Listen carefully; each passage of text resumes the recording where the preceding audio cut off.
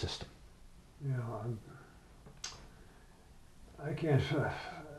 You can't figure out how any other way you could do it. You know? No, it's crazy to do otherwise. And let me give you the best teaching example of that.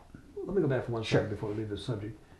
You're taking a Buick, just example, to the Buick dealer. Yeah, The Buick dealer knows that he didn't sell the car. correct. He's just over. He may be annoyed that other cars has been doing this, which you've been doing. They don't want you to be selling cars. They want people to buy from them. So Well, aren't they prejudiced toward? No, and let me tell hurting you. Let me tell you why not. Number one, they charge a fee for their service. Okay, as the line in The Godfather goes, they are not communists, so they earn a profit doing this. So they Okay. like to see us. But more importantly, where we have the car inspected is typically not the guy we might be competing with in our own hometown.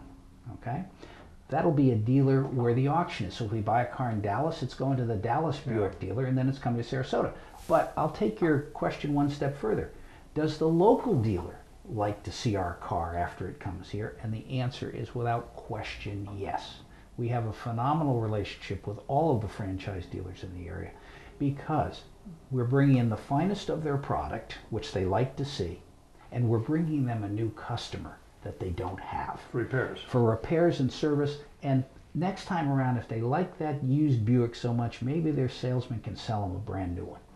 Good point. Okay, so we Well, all work. very well We put. all work together, and it's very much a symbiotic relationship. So it's a very good situation. Now back to the point about where the auction gave an inspection to us. Best example I give of this is we bought a Mercedes-Benz with 56,000 miles on it, out of factory warranty, 2005 model year, and this was last summer, so it was a 7-year-old car.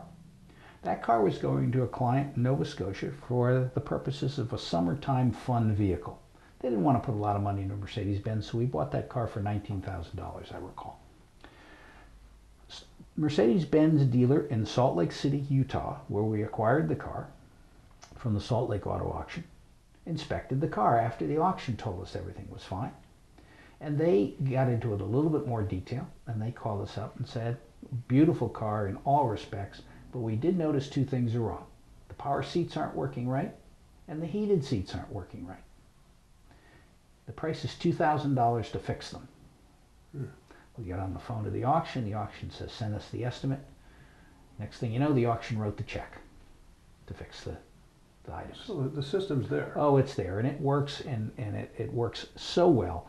I am mystified that the risk that a person will take as an amateur to go out into the professional world of real car sellers off of lots and take their chances, as you said, the second largest investment that a person typically makes. You know, so it's our system works so well. It's transparent. You get exactly what you want, and I like to say that I work for nothing. And I've proven that because the amount of money I'll typically save a person on a transaction almost always equals the amount of money we earn in a commission. So they would have paid it anyway. Yeah, well, they would have paid it and then some, and then not known what they've got.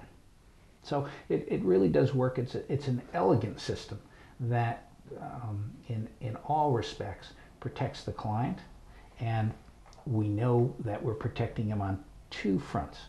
Economically, okay, because this is all about economics, and physically relative to the safety of the product. When we talk about economics, I say that nobody wakes up in the morning and says, boy, I can't wait to go buy that used car. I know.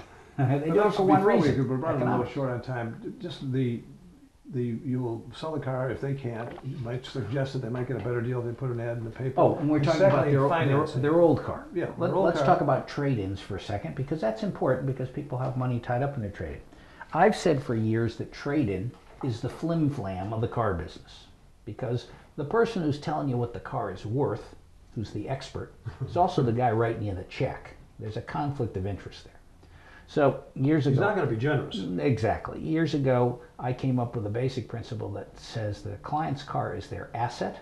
It is our job, as any lawyer would do, to maximize a client's asset, not to pick their pocket in the process. So what we do for a client is, as I did for you, is I sold your Mercedes for you. You were offered $2,000 or $3,000. I think we'll go up. We get $6,000 or $7,000, yeah, $6,000 for it. And I had 190,000 miles on it. Yeah, and that money gets put back in your pocket. So how do people contact you? Best way to contact me is to give a call to the office, 941-966-0667. Billy, who has been with me 16 years, her sentence isn't up yet. she is will be answering Roma's the phone. already got a martyrdom. That's her, right. okay. She's being beatified next year.